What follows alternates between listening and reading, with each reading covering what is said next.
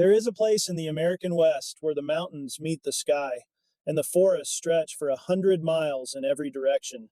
A place where fire is not just a danger, it is a force of nature that shapes everything it touches.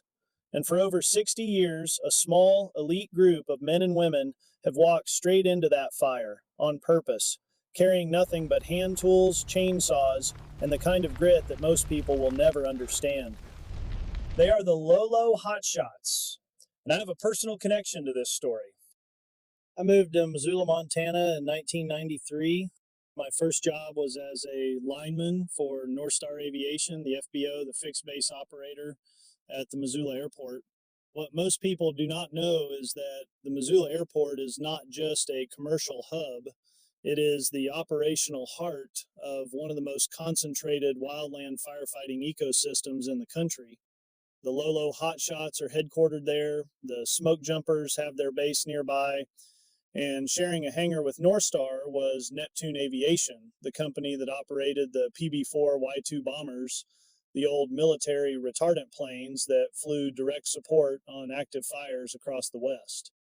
My job was to fuel those planes. When a call came in and the bombers returned to the tarmac, it was a race. Neptune shared the operation with us, and at the other end of the terminal was Minutemen, another ground crew with the same job. When those planes came back in hot, everybody moved. Who could get there first, get the fuel loaded, get the retardant tanks refilled, and get the aircraft back in the air? We took that competition seriously. Every minute on the ground was a minute the fire was not being hit. I work nights too, and one of those nights stays with me. A mechanic needed to pull the propeller off one of those old P2s and replace it. Those props are not small. They are heavy steel, and you need a crane hoist to move them. A job like that should have had several people on it. That night, it was the two of us.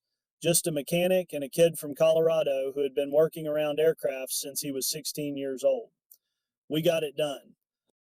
I had grown up around aviation back in Gunnison, Colorado, sitting at over 7,000 feet elevation. I started flying at 16 and had my pilot's license at 17. My first job ever working for anyone was at the FBO in Gunnison. I was a lineman there too, fueling planes, learning the ramp, and getting discounts on flight training that made it possible for me to keep flying while my parents covered the rest. Junior and senior year of high school, I was leaving school in the afternoon and going straight to the airport. By the time I got to Missoula, I knew my way around a flight line.